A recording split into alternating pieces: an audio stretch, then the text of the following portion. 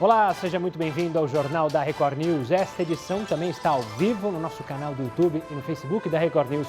Vamos agora aos destaques desta quarta-feira.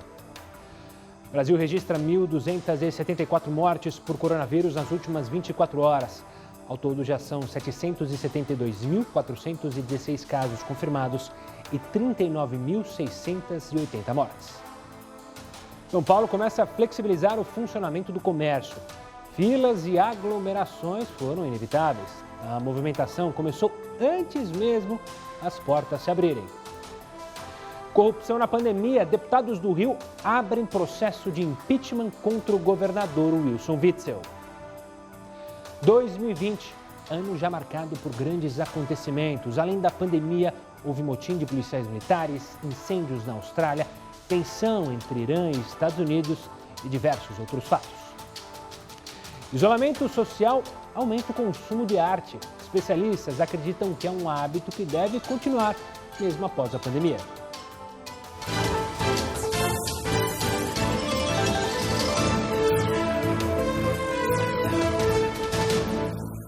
Agora a gente chama para conversa Heródoto Barbeiro para falar sobre salário dos deputados. Heródoto, cadê o Heródoto? Traz o Heródoto aqui para a gente. O Heródoto não está aqui conosco. Ah, está aqui. Heródoto, diga lá qual que é a dessa vez relacionada ao salário dos nossos congressistas. Olha, Gustavo, pegando ao gancho do presidente da Câmara ontem, que falou que os deputados podiam até abrir uma parte da mão dos salários se o Poder Executivo e o Legislativo fizessem a mesma coisa. Porém, é o seguinte, para deputado, no caso aqui deputado federal, a gente não tem que perguntar qual é o salário dele. Você tem que perguntar o seguinte, quanto é que o senhor custa para a sociedade brasileira? E o custo é muito mais alto que o salário, como eu vou mostrar agora, para que as pessoas possam ter argumentos se encontrar aí o seu deputado federal. Vamos lá? Só para você ter uma ideia, dá uma olhadinha no seguinte, olha lá. Contribuição dos deputados. Nós temos 513 deputados na Câmara Federal, não sei para que tanto. A Itália recentemente diminuiu um terço. Custo, 6 bilhões e 300 milhões de reais por ano. Eu vou repetir. 6 bilhões e 300 milhões de reais por ano custa essa turma aí de 513 deputados que nos representam lá no Parlamento. Muito bem. Aí eu fiz uma continha, vamos virar a página para você ter uma ideia de quanto sai do seu bolso, quanto é que você paga para um cidadão como esse. Viramos a página, não conseguimos? Aí está aí, ó. Muito bem. Quanto é que custa um deputado federal para nós? Eu estou deixando barato, hein? 140 mil reais por mês. Mas o cara fala que ganha 30 e pouco. Sim, ganha 30 e pouco. Mas aí tem a viagem, aí tem os salários, aí tem o cotão, aí tem aquele monte de puxa-saco pendurado lá no... Ele custa 140 mil reais por mês. Então, se eles tiverem que dar alguma coisa, algum desconto, tem que dar em cima dos 140. E quanto seria isso? Nós temos aqui um rápido cálculo feito com a minha maquininha de somar. Aquelas antigas ainda que a gente aperta o botãozinho. Olha lá. Vamos supor que eles fizessem uma doação de 20%. 20% em cima disso dá 28 mil reais por excelência. Como são 513, eu multipliquei por 513, daria uma contribuição para combater a doença de 14 milhões e 300 mil reais. Ok? Por mês, 14 milhões e 300 mil, se cada um desse 20% do que custa. Bom, e anualmente? Bom, anualmente é muito simples. A gente pega esses 14 milhões e 300 mil e vamos multiplicar. Olha lá. Quanto daria isso por ano? 171 milhões de reais de contribuição dos deputados federais para combater o coronavírus, para comprar... Eu nem sei quantos respiradores daria para comprar com 171 milhões de reais. Mas olha, eu estou falando só dos deputados federais, eu estou falando do senador ainda. Porque senador custa mais caro do que um deputado federal. Se eu juntar os dois no Congresso, Câmara e Senado, eles chegam aproximadamente a 11 bilhões de reais por ano. É uma grana preta, hein, Gustavo? É uma grana que tinha que ser mais do que doação, né? Como a gente mostrou aqui nos painéis, tinha que ser de fato uma reforma política, que foi falada lá em 2013, quando teve a manifestação. A então o presidente Dilma Rousseff falou em reforma política. Desde então, ninguém nunca mais falou em reforma política. A gente continua com mais de 500 senadores e com gastos exorbitantes, né, Heródoto? Esse é um dos temas que eles esqueceram. Bem lembrado. Ficou esquecido lá como tantos outros. O Heródoto volta aqui com a gente porque o Heródoto não esquece temas importantes. Ele falou de Congresso, então vamos falar sobre o Congresso. O Congresso aprovou hoje o projeto que obriga todo o país a usar máscara e agora ele vai para a sanção do presidente Jair Bolsonaro. Na sua opinião, as pessoas vão respeitar essa decisão? Vão respeitar essa lei ou essa lei vai ficar mais uma daquelas ali que está lá, mas ninguém respeita? Para participar, WhatsApp, Jornal da Record News, 11942-128-782. Tem a opção de participar também pelo Facebook, na nossa live, pelo Twitter, #JRNews, #RecordNews. Participa, manda sua mensagem e, claro, você pode debater outros assuntos levantados aqui pela nossa equipe do Jornal da Record News. E olha, a Assembleia Legislativa do Rio de Janeiro abriu um processo de impeachment contra o governador Wilson Witzel.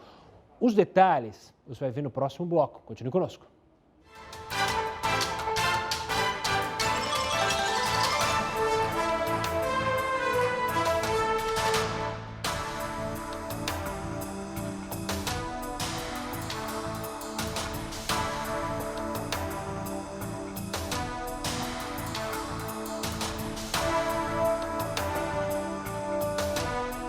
Olá, estamos no ar já com a sua participação. Pergunta sobre o Congresso, sobre a lei da máscara. Wagner de São Paulo diz assim: acho que a população vai respeitar, pelo que eu tenho visto na rua. Isso já está se tornando algo comum, essa é a opinião do Wagner, pelo menos aonde ele caminha, onde ele circula, né? Rodrigo de Nova Lima, acho que não vão respeitar. O pior dessa lei é que será muito difícil fiscalizar toda a população. Aí, essa é a opinião do Rodrigo Mineiro. A gente vai até o Pará, até Belém, que também a gente chamou a questão do impeachment contra o governador Wilson Witzel no Rio, mas hoje teve operação contra o governador do Pará. A gente vai mostrar aqui também no Jornal da Record News. As pessoas deveriam respeitar, mas infelizmente acho que não vão. Essa é a opinião do Antônio, lá de Belém. Obrigado, Antônio. Eric, de Cataguases, em Minas, acredito que a maioria vai usar, mas também acho que o governo deveria doar para aqueles que não têm condições de comprar. Verdade. O governo federal e os governos estaduais, através da saúde, quando tem campanha para conscientizar o uso da camisinha, a camisinha é de graça, a camisinha no posto de saúde é de graça, ou seja, a máscara também tinha que seguir na mesma linha. Afinal, você está obrigando as pessoas a usarem, né, Eric? Tem muita gente que tem opção, ou compra máscara, que muitas pessoas vendem ali por R$5, ou compra um saco de feijão, arroz, leite para as crianças, né?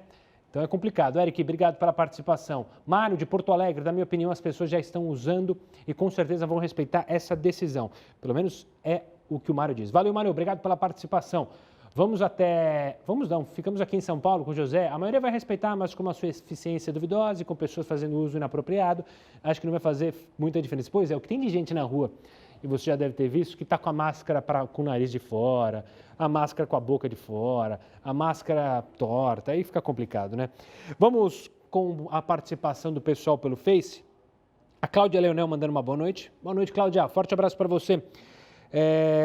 Pedro Trebach, imagino que seja assim a pronúncia, ele diz que todos os políticos devem receber só um salário, mas nada de ajuda de custo. Essa é uma interrogação dele. Também não é para tanto. Acho que claro que no caso de deputados, parlamentares, entendo que há alguns benefícios, como ter um assessor jurídico bancado é importante, até para a formulação das propostas, ou seja, mas não tantos penduricalhos como a gente tem aqui, só nesse país. O apartamento funcional, por exemplo, é um penduricalho. Tinha que ser um apartamento simples, uma kitnet. Na Suécia, que a gente tanto gosta de falar e ficou tão famoso, são apartamentos pequenos, apartamento ali é só para trabalho, então tem que ter um quarto e uma mesinha para eles trabalharem, não precisa ter toda 300 metros quadrados, não há necessidade. Mas enfim, Congresso Nacional Vergonha Mundial é a opinião do Gilson. Aninha Miranda mandando uma boa noite para toda a nossa equipe, valeu Aninha. Cláudio Lima também participando, Gilson Lima, Sofia Abis, Antônio José Loyola, Emanuel, Marcelo, toda a turma que está acompanhando com a gente, um forte abraço a todos, daqui a pouco a gente está de volta na tela da nossa TV.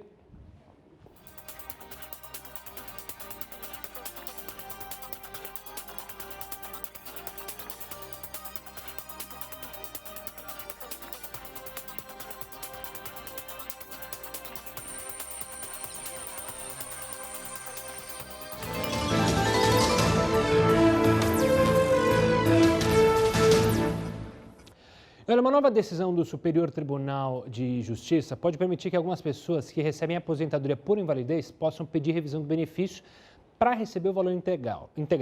Em quais casos isso será possível? Para isso eu chamo o Hélio Gustavo Alves, advogado e mestre em Direito Previdenciário, que vai explicar Doutor, obrigado pela participação aqui, Hélio. Explica para a gente, então, quem tem aposentadoria por invalidez, como que ele pode pedir essa revisão, digamos assim, né? Olá, boa noite. Uma grande alegria falar ao vivo com vocês. Exatamente isso. Quem teve uma aposentadoria por invalidez, por exemplo, que não atingiu os 100% da integralidade, tendo em vista uma das doenças que não estão elencadas no artigo 186 da Lei 8.112, é possível rever. Essa decisão ela amplia o rol de doenças elencadas no artigo 156 como doenças altamente incapacitantes ou incuráveis, ou doenças contagiosas. Na verdade, o artigo 186, ele traz ali um rol de doenças e se o servidor público tiver a felicidade, com ironia eu estou dizendo, a felicidade de ter algumas das doenças que estão no artigo 186, da Lei 8.112, terão 100% da sua aposentadoria. Porém, se um outro servidor tiver uma doença totalmente contagiosa, totalmente incurável, mas se ele tiver o azar da doença dele não estiver elencada no artigo 186, pode ter 40% de redução da sua aposentadoria. E o STJ sabiamente entendeu que mesmo a doença do servidor público não estando nesse rol do artigo 186, mas sendo altamente contagiosa, periculosa, é possível você rever a sua aposentadoria e ter a majoração de até 40% da aposentadoria. Hélio, essa decisão do STJ, quer dizer, uma outra decisão do STJ não atrapalha o pedido de quem pedir essa revisão que você mencionou, a decisão do STJ de travar a revisão para a vida toda, da vida toda, que muita gente também estava pleiteando, que ou seja, é olhar o passado das outras contribuições. Quem for pleitear por invalidez não tem problema, ou isso pode afetar também? Não, não tem. Aliás, a revisão da vida toda ela não é para o servidor público, ela é para o segurado vinculado à CLT, o contribuinte individual, aquele vinculado ao INSS. Então, não pega o servidor público. Mas essa decisão aí do STJ, que prestigia o servidor público, pode prestigiar também o segurado do INSS. Por exemplo, hoje, com a regra nova da aposentadoria, para quem tem vínculo com a Previdência Social, pode ter 40% da sua redução da aposentadoria por invalidez se não for decorrente de um acidente do trabalho ou doença ocupacional. Portanto, se você conseguir comprovar que aquela doença, que até então o INSS não considerou como uma doença ocupacional, uma doença do trabalho, e você entendendo que que aquela doença é advinda do trabalho, você pode entrar com a revisão e pode ter a majoração, o aumento em 40% da sua aposentadoria também. Doutor Hélio, quero agradecer demais a sua participação aqui, explicando para, claro, muitas pessoas que possam estar interessadas nesse assunto. Hélio, obrigado pela participação. Para você que acompanhou essa entrevista, daqui a pouquinho ela também vai estar no nosso YouTube. E nessa quarta-feira, a Polícia Civil do Rio de Janeiro prendeu um bombeiro suspeito de obstruir as investigações dos assassinatos da vereadora Marielle Franco e do motorista Anderson Gomes. Maxwell Simões Corrêa, de 44 anos, conhecido como Suel, foi preso em uma casa, aliás, uma mansão de 3 andares, num condomínio de luxo na zona oeste do Rio. Na porta da residência, avaliada em quase R$2 milhões, foi apreendida uma BMW de pelo menos R$170 mil. O Ministério Público afirmou que o bombeiro atrapalhou de maneira deliberada as investigações sobre o atentado contra Marielle e ajudou a ocultar armas do crime. De acordo com a Força Tarefa, Suel é o braço direito de Rony Lessa, apontado como o autor dos disparos no atentado. E agora a gente fala da Assembleia Legislativa do Rio de Janeiro, que abriu processo de impeachment contra o governador Wilson Witzel. O anúncio foi feito pelo presidente da Casa, André Ceciliano, responsável por acolher o pedido ou não. Ele, diferentemente de uma decisão normal, decidiu colocar a decisão para uma votação simbólica no plenário. Normalmente, ele pode tomar essa decisão monocraticamente. E a decisão pelo plenário foi unânime, 69 votos a favor da abertura de processo de impeachment. O pedido diz que Witzel cometeu crime de responsabilidade ao se envolver no superfaturamento da compra de respiradores, no combate ao coronavírus e até na construção dos hospitais de campanha com licitação que está sendo investigada e outros pontos. Em nota, Witzel disse que recebeu a notícia com espírito democrático e resiliência.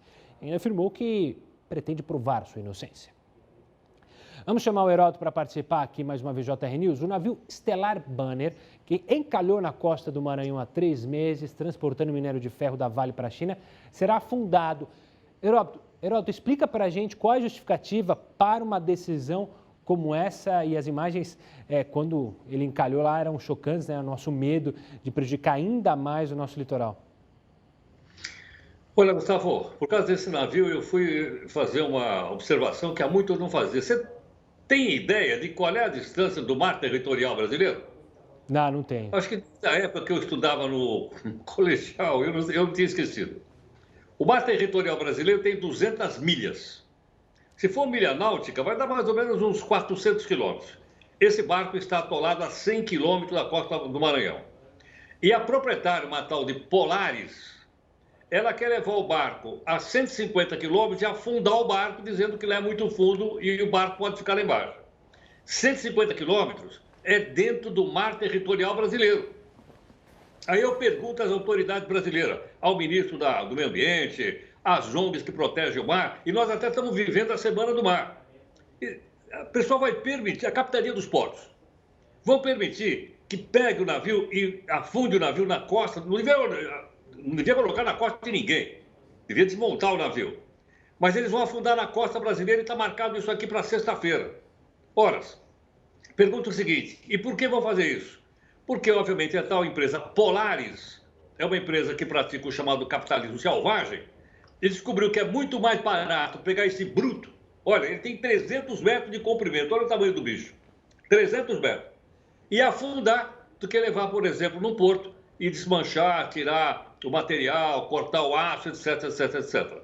Então é isso que deve acontecer na próxima sexta-feira, se nenhuma autoridade brasileira tomar razão, porque ele vai estar dentro do mar territorial brasileiro. Eu acho que isso é coisa para o governo resolver, governo federal, governo resolver, Marinha resolver, o ministro, como eu falei, do Meio Ambiente, e também as ONGs que protegem o mar. Senão, o bruto que nós estamos mostrando aí vai para o fundo do mar e vai ficar deitado lá, como se fosse uma latinha de cerveja que você jogou na praia. Olha onde nós chegamos, Gustavo. Triste situação. E é bom lembrar que no começo do ano, o governo brasileiro queria afundar barcos e embarcações em Fernando de Noronha, por uma questão ali para pessoal que mergulha, o que foi muito criticado e felizmente decidiram cancelar essa proposta, mas é algo também que chama a atenção, esse brutamonte, imagina. Vamos ver no que vai dar isso. O Heródoto volta daqui a pouquinho aqui conosco.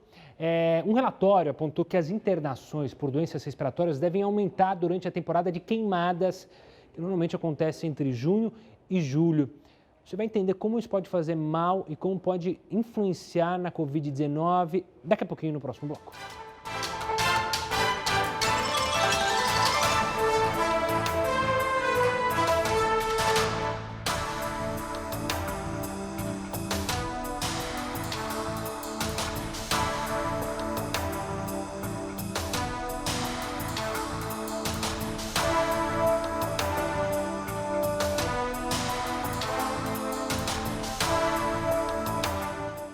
Estamos no ar com a sua participação agora. Vamos lá com Edmilson de São Vicente. Na minha opinião, grande parte da população vai respeitar, mas também tem aquela pequena parcela que não respeita nada. Pois é, obrigado, Edmilson. Sérgio do Rio de Janeiro diz: acho que deveria ser da mesma forma que foi a lei do isolamento social. Governadores e prefeitos deveriam estabelecer como isso deve ser feito em cada região do país.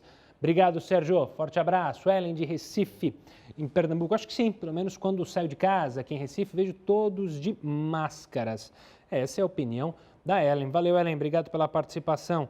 Agora eu vou até Francisco Beltrão, no Paraná, com a participação da Rosane. Baseado no que vejo na minha cidade, ou seja, ela deixa bem claro, na cidade dela, acredito que as pessoas vão respeitar sim.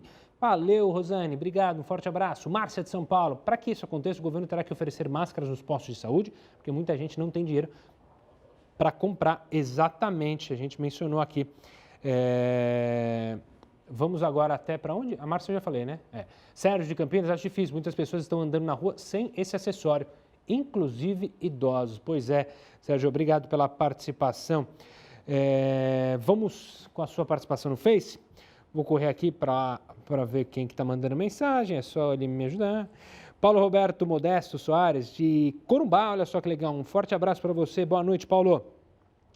O Gilson pergunta quando o Heródoto vai fazer, a gente espera que assim que as coisas melhorarem relacionadas ao coronavírus, mas daqui a pouquinho ele está de volta aqui, sim.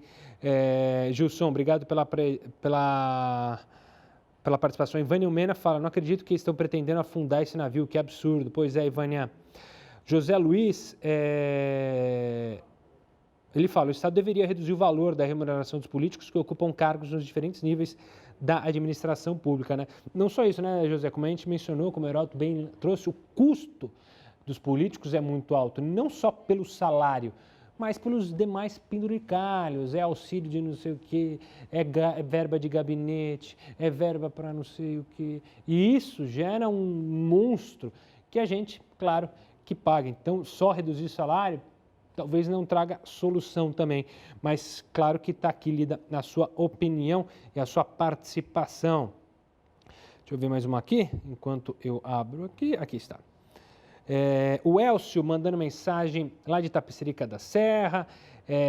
Não, ele está falando que ele pega ônibus de Itapecerica da Serra, saindo de Valo Velho até Juquitibá. Está demorando muito, e aí quando chega está lotado, pessoal de pé, ônibus muito cheio, está aqui, está registrada a sua reclamação. Quanto tempo a gente tem? Eu perdi? 20 segundos, é isso? 20 segundos, eu mando todo um abraço para todo mundo que está mandando mensagem, daqui a pouquinho eu estou de volta com a sua participação.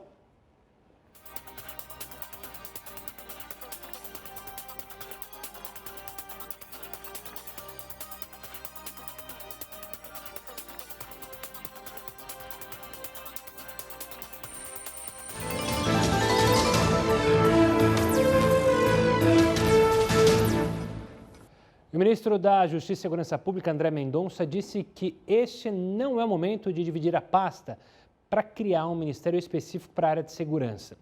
Na semana passada, o presidente Jair Bolsonaro afirmou que existe a possibilidade da criação do ministério, ou da recriação do ministério. Ele disse que isso é uma reivindicação da Frente Parlamentar da Segurança Pública. Para o ministro André Mendonça, a decisão, esse que você está vendo, a decisão não deve ser tomada de forma intempestiva por causa da crise do coronavírus que estamos vivendo. Vamos chamar mais uma vez o Heródoto para conversar aqui conosco, para falar sobre a crise causada pelo coronavírus. Heródoto, mais uma vez, como essa conta será paga? Olha, eu tenho aqui uma notícia que não é muito boa, sei que o pessoal, né, muitas vezes vai dormir mais cedo e tal, mas de qualquer forma a gente precisa mostrar porque é um verdadeiro avalanche de dinheiro que está saindo do governo federal para estados e municípios para poder, logicamente, combater o vírus. Não há outra alternativa, tem que gastar mesmo. Mas vamos só ver a quantidade de dinheiro que está saindo e quem vai pagar a conta. Primeira informação é o seguinte, o auxílio emergencial, aquele de R$600, ok? Ele vai custar 152 bilhões de reais, 152 bilhões e 600 milhões de reais. Quem é que vai pagar esse auxílio emergencial em 3 prestações de 600 pau que o governo está fazendo? Quem paga é o contribuinte. Nós vamos ter que pagar isso ou agora ou mais à frente, porque isso aí vai fazer parte da dívida pública. Segunda questão também, além dessa grana toda para o auxílio emergencial, tem uma outra, vamos virar a nossa tela que eu vou mostrar para onde vai lá. Investimento em saúde. Quanto será gasto em saúde para estados e municípios? 61 bilhões e 200 milhões de reais. Muito bem. Essa conta, 61,2 bilhões, não vai ser paga diretamente pelo contribuinte nem pelo consumidor. Quem paga são as empresas, de uma maneira geral, que têm alguma vinculação com o governo. Portanto, isso não vai sair diretamente do nosso bolso. Vamos a um terceiro investimento em saúde necessário, logicamente, para a população. Auxílio a estados e municípios. Quanto é que eles receberam? 60 bilhões de reais. Então, os estados da federação são 26, mais o Distrito Federal 27, tem mais 5 mil prefeituras, 5.700, todo mundo recebeu grana. Quanto? 60 bilhões. Quem vai pagar os 60 bilhões que foram dados para o governador e para o prefeito? Nós. Também conhecidos pela alcunha de contribuinte. Somos nós que vamos pagar isso aí também. Quando? Não sei. Mas nós vamos pagar, mais cedo ou mais tarde.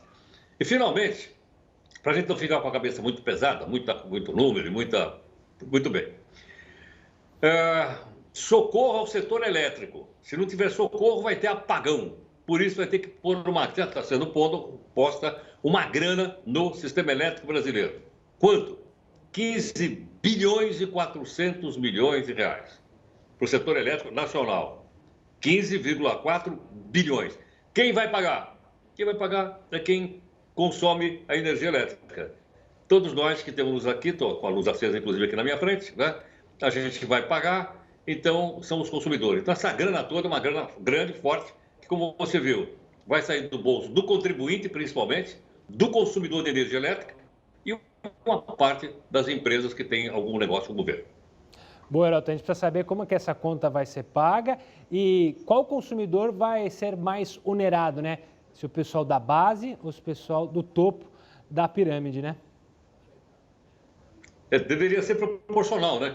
Quem ganha mais ia pagar mais, quem ganha menos vai para isso. Tem que mudar a tabela de imposto de renda, que é uma briga desgramada de anos e anos e anos no Congresso Nacional. E que nunca muda. Heroto, obrigado pela participação. Até mais. Bom, falando de São Paulo agora, você que é paulistano sabe bem, né? Começou a flexibilização e o funcionamento do comércio aqui. As lojas estão funcionando em horário reduzido e com medidas de higienização obrigatórias. Vamos ver na reportagem? Em muitos locais já havia filas e aglomerações antes mesmo das portas se abrirem. Mas ainda era madrugada quando os ambulantes tomaram as ruas da 25 de março, no centro de São Paulo. Com a chegada da polícia, houve corre-corre. Nessa outra região de comércio popular de São Paulo, o Brás, os funcionários dessa loja se preparavam para a nova fase.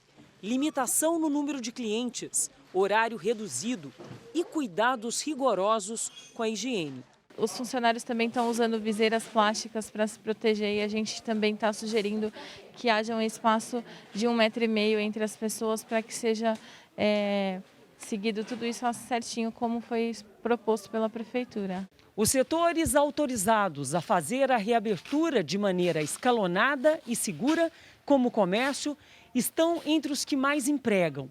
Mesmo assim, as autoridades municipais fazem questão de reforçar que a cidade de São Paulo continua em quarentena e que todos os protocolos sanitários só deixarão de ser seguidos à risca quando a cidade sair do estado de calamidade pública. O comerciante que siga as regras, que não burle as regras, porque nós estamos prestes a passar de fase. E para nós, cada passagem de fase é um novo momento onde a gente amplia o horário, amplia a ocupação das nossas lojas, amplia a condição de vender mais. Portanto, vamos ser responsáveis. Nessa outra loja de sapatos, Renata, a dona, estava ansiosa pela reabertura. No varejo de moda, o presencial faz toda a diferença. É olhar, atrair. Seguiu todas as orientações sanitárias, embora ache que alguns pedidos sejam impraticáveis. Eles não permitem que experimente os produtos, nem calçados, nem roupas. No meu caso, de calçados, o experimentar é parte importante do processo de compra. Com controle de acesso, muita gente enfrentou filas para entrar nas lojas. A neném da minha irmã vai nascer e precisou comprar, não tinha nada. E amanhã começa a reabertura dos shoppings da capital. E ainda em São Paulo, grandes avenidas tiveram trânsito lento e o transporte público, adivinha, ficou cheio no primeiro dia da reabertura do comércio aqui na capital paulista. Quem tem mais informações para a gente é a repórter Tainá Falcão. Boa noite, Tainá. Olá, Gustavo, boa noite. Hoje, no final da tarde, a cidade de São Paulo registrou 30 quilômetros de lentidão. Segundo a Companhia de Engenharia de Tráfego, a ACT, foram 10 quilômetros no pico de lentidão na Marginal Tietê, no sentido da rodovia Ayrton Senna. Foi flagrada também aglomeração no transporte público. Imagens impressionantes foram gravadas do alto pelo helicóptero da Record TV, nas plataformas da Estação da Luz, no centro da cidade. Por meio de nota, a Secretaria de Transportes Metropolitanos informou que nos horários de pico, os vagões de trens operam com 100% da capacidade. Lembrando que na semana passada já foram autorizadas a funcionar os escritórios de serviços considerados essenciais. Esta semana, agora o comércio de rua, imobiliárias e amanhã os shoppings. Gustavo. Obrigado, Tainá. E um relatório do Instituto de Pesquisa Ambiental da Amazônia aponta que as internações por doenças respiratórias devem aumentar durante a temporada de queimadas, que normalmente acontece entre junho e julho. Quem vai nos explicar qual é a relação desses eventos ambientais com a saúde é o Marcelo Rabarri, diretor técnico do Hospital Orion. Doutor, obrigado pela participação aqui conosco. Vamos explicar então, primeiro, basicamente, por que esse aumento acontece nas queimadas, para quem não entende essa ligação? Na verdade, são dois motivos, né? O primeiro é que nas queimadas há eliminação de gases e que muitas das pessoas acabam não percebendo esses gases. Então, aí nessa fumaça existe monóxido de carbono, enxofre, nitrogênio. Então, essas substâncias, elas acabam lesando o pulmão. O monóxido de carbono, por exemplo, ele compete com o oxigênio. Então, isso vai acarretar uma piora na oxigenação dos tecidos. O enxofre, por exemplo, impede a nossa resposta aos micro-organismos, aos vírus, à bactéria. Então, acarreta uma redução da nossa capacidade de defesa. Por outro lado, algo que a gente não consegue enxergar são as pequenas partículas que vão se dissiparem muito além dos locais das queimadas. Essas pequenas partículas vão ficar suspensas no ar e nós vamos inalá-la. Não apenas as pessoas que estão no meio das queimadas. Então, isso é uma ilusão muito grande de que o problema das queimadas é para quem está lá, para quem está perto. É para todo o nosso ambiente. Porque essas partículas ficando suspensas no ar, elas vão parar nos pulmões. E elas estão relacionadas à bronquite crônica, a enfisema e até ao câncer de pulmão. Doutor, eu quero pegar esse gancho. Você falou aí, doenças respiratórias. Eu vou tentar trazer para a Covid-19, porque a Covid-19 ataca justamente o nosso pulmão.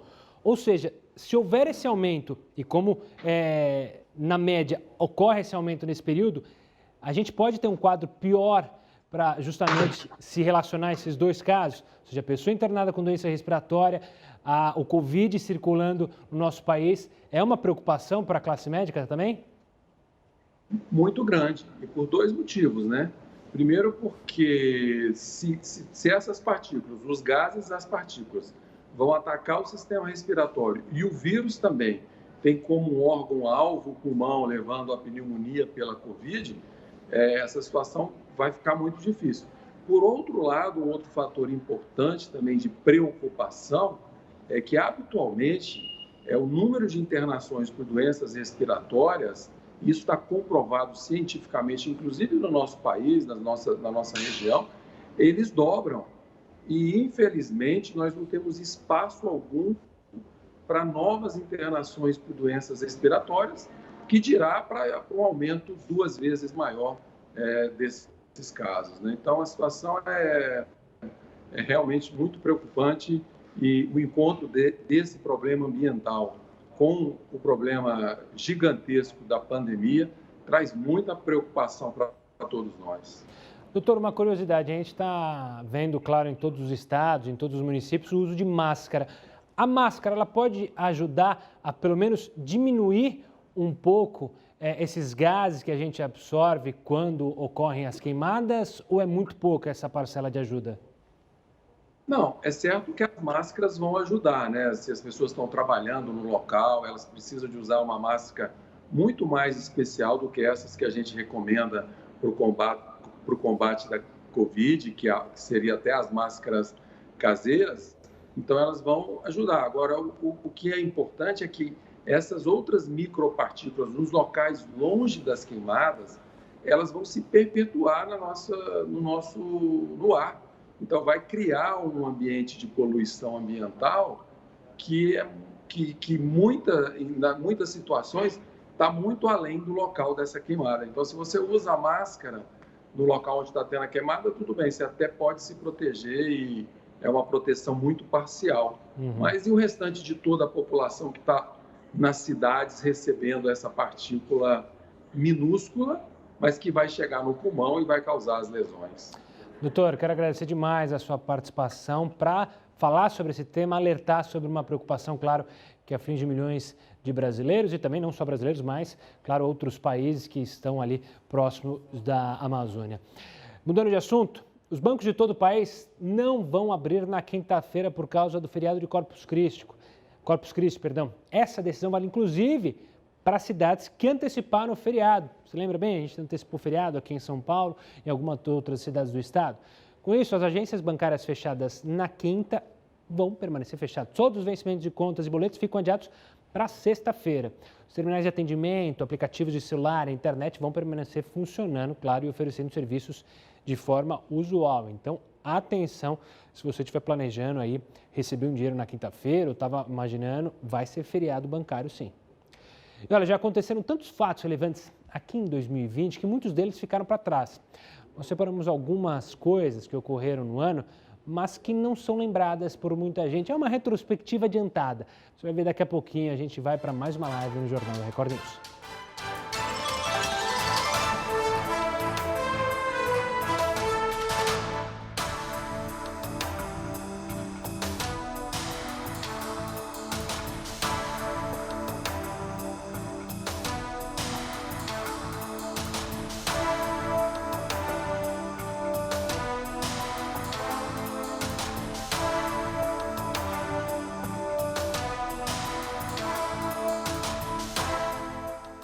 Estamos no ar com a sua participação. Eu vou dar uma lida aqui no hashtag JR News, que teve mensagem para não passar em branco, senão eu esqueço.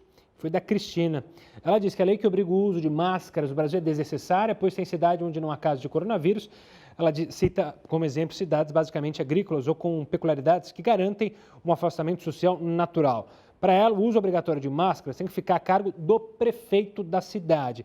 Obrigado, Crista. Não Cristina, Gustavo. Perdão, Crista, obrigado pela participação. O Robson Giro faz um comentário bacana aqui sobre a necessidade da gente se adaptar ao coronavírus também na TV. Nossas entrevistas agora majoritariamente e, obviamente, por Skype, para evitar a locomoção das pessoas. Ele comenta, né, como que o ano entrou para a história com essas mudanças. Obrigado pela participação e por estar acompanhando a gente, Robson. Forte abraço. Agora vamos para o WhatsApp. Milza de São Paulo. Acho que a maioria das pessoas já está usando máscaras. Então, como será obrigatório em todo o país, acredito que vão respeitar. Essa é a opinião da Milza. Milza, forte abraço para você. Joaci de Recife, não. O brasileiro tem costume de não respeitar normas, a não ser que doa no bolso. Pois é, mas tem uns que não estão nem aí, né? Tem gente que anda, por exemplo, toma multa de carro, lotada de multa, nunca pagou, o carro fica sem licenciar e vai seguindo a vida, né, Joaci? Forte abraço para você. Carlos, de São Paulo, capital. Acho que no começo haverá resistência por parte de alguns, como é habitual em qualquer tipo de mudança de comportamento. Essa é a visão do Carlos. Carlos, obrigado também por participar e por acompanhar o Jornal da Record News.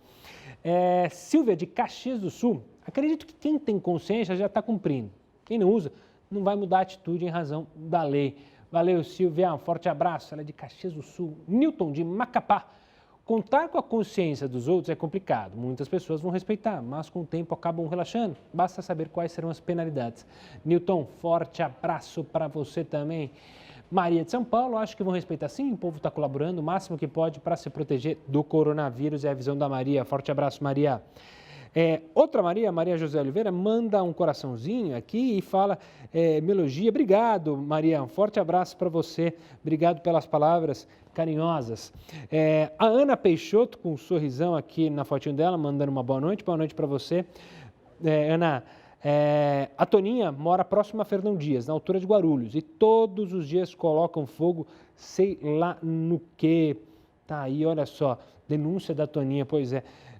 E olha que ela mora em Fernão Dias, se você pegar a Fernão Dias e for um pouco ali para o lado de Mairiporã, um dos melhores ares aqui de São Paulo, na qualidade.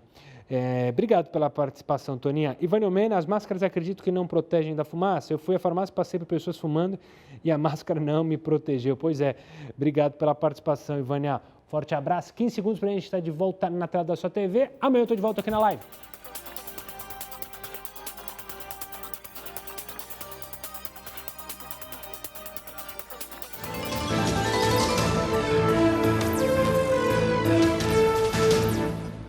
Estamos de volta, mais cedo falamos do governo do Rio, né, que passa ali por um processo, o governador do Rio passa por um processo de impeachment. No Pará, o governador Helder Barbalho não chega tanto. Ele e o presidente do Conselho Nacional dos Secretários de Saúde, Alberto Beltrame, são investigados na operação da Polícia Federal por suspeita de fraude na compra de 50 milhões de reais em respiradores. Além deles, outras 11 pessoas também foram alvo dos mandatos. A viatura da Polícia Federal estaciona em frente a um prédio de luxo no bairro de Batista Campos, em Belém. Ali, os policiais contaram com um reforço, uma máquina para contagem de notas, diante da grande quantidade de dinheiro que foi encontrado embalado em jornais e guardado dentro de uma caixa térmica. Eram quase 750 mil reais no apartamento de um dos investigados na Operação Parabellum, que foi deflagrada pela Polícia Federal nesta quarta-feira para investigar supostas fraudes na compra dos respiradores pulmonares feita pelo governo do estado. Houve diligências ainda na casa do governador do estado, Helder Barbalho, em um condomínio de alto padrão na BR-316, em Ananindeua. Na sede da Polícia Federal, em Belém, a movimentação era discreta. As viaturas chegavam aos poucos, assim como os carros descaracterizados que davam apoio às ações da Parabellum. A operação cumpriu 23 mandados de busca.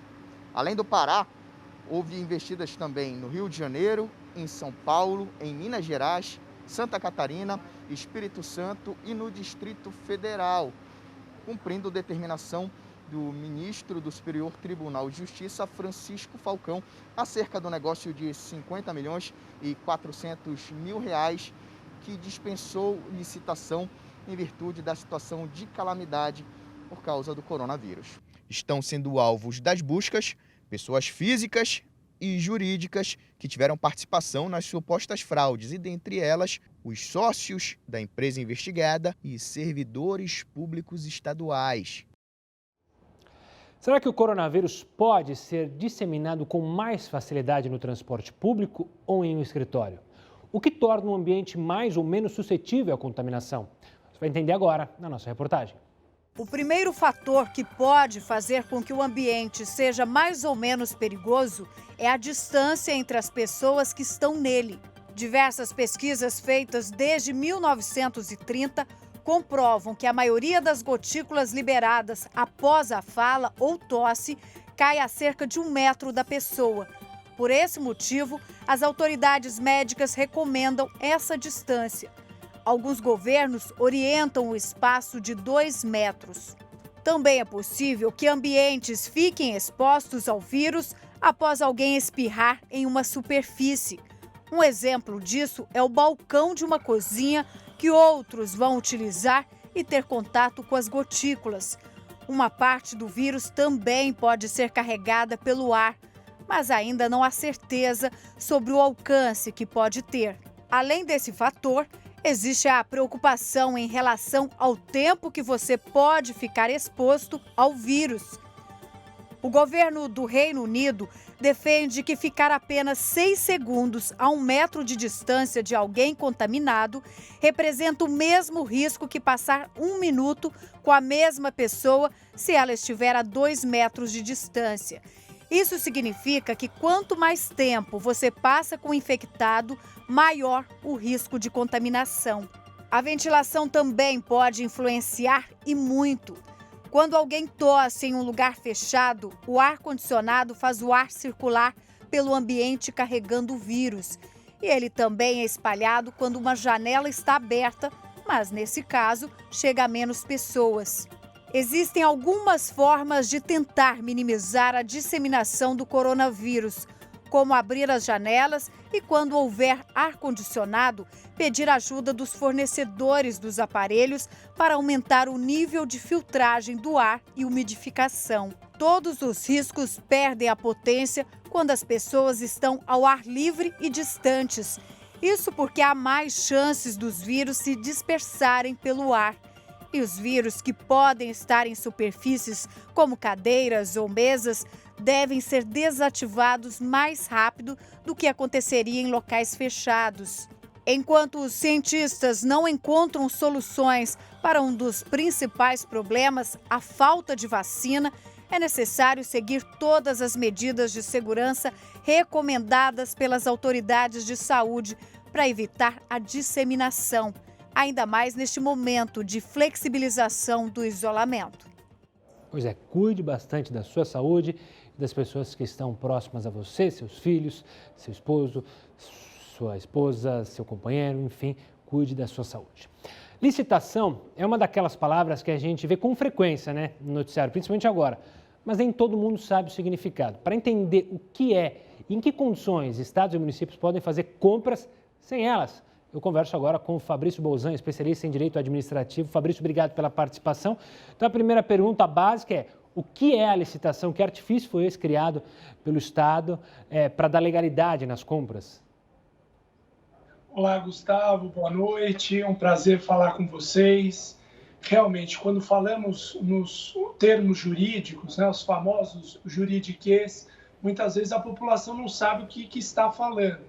E a licitação é um procedimento que a administração pública, o município, o Estado, a União, os governantes, eles devem fazer, em regra, previamente a uma contratação.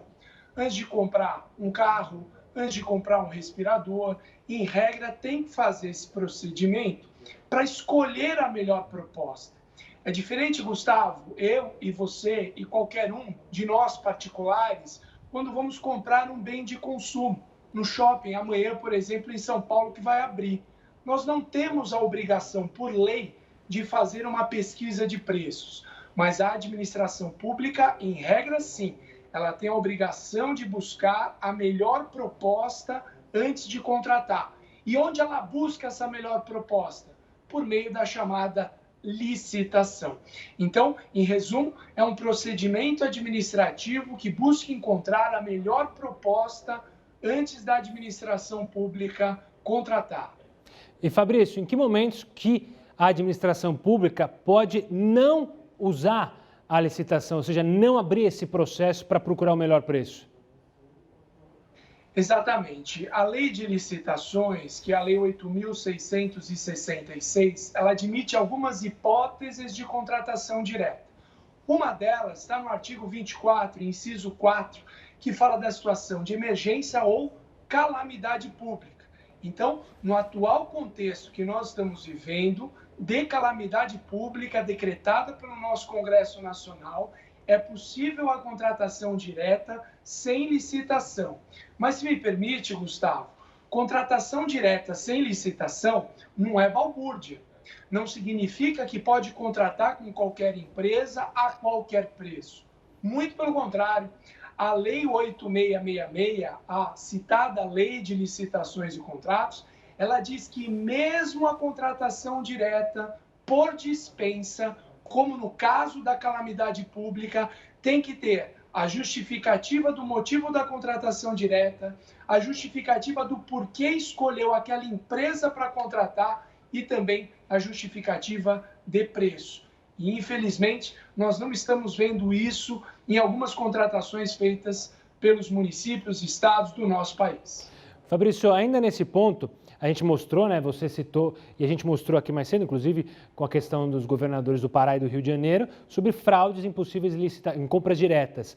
Mas a licitação também pode ser burlada, né? Há também informações de arranjos durante uma licitação? Infelizmente, Gustavo, a lei sempre pode ser burlada, né? A própria licitação também admite burla. Não que a lei admita, mas infelizmente temos maus agentes públicos e maus fornecedores que aceitam essas contratações ilegais, essas contratações ilícitas. É possível burlar a lei de licitação? Sim, como é possível burlar qualquer lei e aí sofrer as sanções devidas. Mas a lei de licitações ela é muito importante para trazer ali uma transparência na contratação. Não pode o administrador público que gerencia, que administra o nosso interesse público, contratar com quem ele quiser, com quem e com o preço que ele quiser. Não. Ele tem que seguir esse rigor formal da Lei 8666 para buscar essa melhor proposta e melhor usar o dinheiro público na contratação. Infelizmente, mesmo nos casos de licitação, existem conluio entre empresas. Olha, esse contrato vou ganhar eu, o próximo é você, daqui 2 anos ou daqui 2 meses vai ser a terceira empresa. Infelizmente, existe conluio com maus administradores, mas nós temos aí entidades de fiscalização, órgãos de fiscalização, como o Ministério Público e tribunais de contas, que fazem aí um trabalho fantástico na proteção do nosso patrimônio e interesse público. Você citou um ponto importante. Mesmo sendo uma hipótese de contratação direta, Gustavo, tem que ter contrato. Não é porque foi uma contratação direta sem licitação que não tem a necessidade de formalizar o contrato administrativo. Tem que formalizar. O contrato tem exigências de garantias. O contrato tem exigências de prazos para entrega. Mas, infelizmente, estamos vendo aí notícias de não só contratação direta sem licitação, como o absurdo de não ter a formalização de um contrato administrativo. Isso, infelizmente, viola a lei de licitações, viola a nossa Constituição Federal e vai levar às sanções de muitos agentes políticos aí. Fabrício, eu quero agradecer demais a sua participação e a sua explicação sobre o tema para, claro, você, na sua casa, entender quando surgem informações e notícias sobre licitações, você está atento, claro, porque as licitações vão continuar, tanto para uma pequena obra, quanto para questões emergenciais na sua cidade, no seu estado e, claro, no nosso país. Olha, já aconteceram tantos fatos relevantes nesse ano que muitos deles ficaram para trás. Mas a gente separou algumas coisas que ocorreram em 2020, mas que não são lembradas por muita gente. O Ceará registrou 51 assassinatos, isso em 48 horas, em meio aos protestos de policiais e bombeiros militares pelo aumento salarial. Isso representa mais de um assassinato por hora. Aí está ele dirigindo então a reta escavadeira lá, está empurrando. Os policiais estão do outro lado tentando impedir que a reta escavadeira entre no quartel. Foram arremessadas pedras, tijolos, pedaços de madeira e aí, no meio de toda aquela confusão, o senador acabou sendo baleado, segundo a assessoria de comunicação dele, por uma arma de fogo. São Paulo registrou essa noite 66% da chuva prevista para todo o mês de fevereiro. 66%. A CEAGESP, que é o maior entreposto da América Latina, teve um prejuízo que chega a 20 milhões de reais. Isso por causa da enchente de ontem. Subiu para 57 o número de mortos por causa da chuva em Minas Gerais. Um cenário de destruição. Água com cheiro e gosto de terra ganhou um novo ingrediente: detergente. A partir de agora, o carvão ativado fará parte do processo de tratamento e será utilizado toda vez que for detectado cheiro, sabor ou coloração na água distribuída pela companhia. Um dos militares mais importantes do Irã foi morto pelo exército americano. O ataque aéreo aumentou a tensão no Oriente Médio e o governo iraniano afirmou que haverá uma retaliação forte contra os Estados Unidos. O Reino Unido está fora da União Europeia. Logicamente que é uma derrota também para a União Europeia, sem dúvida alguma. Mas várias perguntas estão sendo feitas aqui. Como é que o Reino Unido vai se virar sozinho, sem a União Europeia? Um domingo devastador para o basquete e o esporte mundial. Kobe Bryant, de 41 anos, a filha Diana, de 13, e outras 7 pessoas morreram na queda de um helicóptero na cidade de Calabasas, próximo a Los Angeles, nos Estados Unidos. Nos últimos diálogos, um dos operadores diz: o helicóptero está em um nível muito baixo para acompanhamento do voo.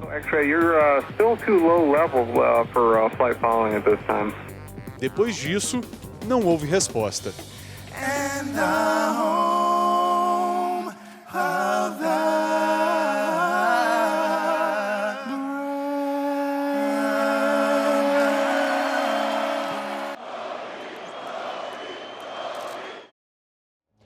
O Jornal da Record News fica por aqui. Fique agora com mais uma edição do Jornal da Record. Tchau, tchau.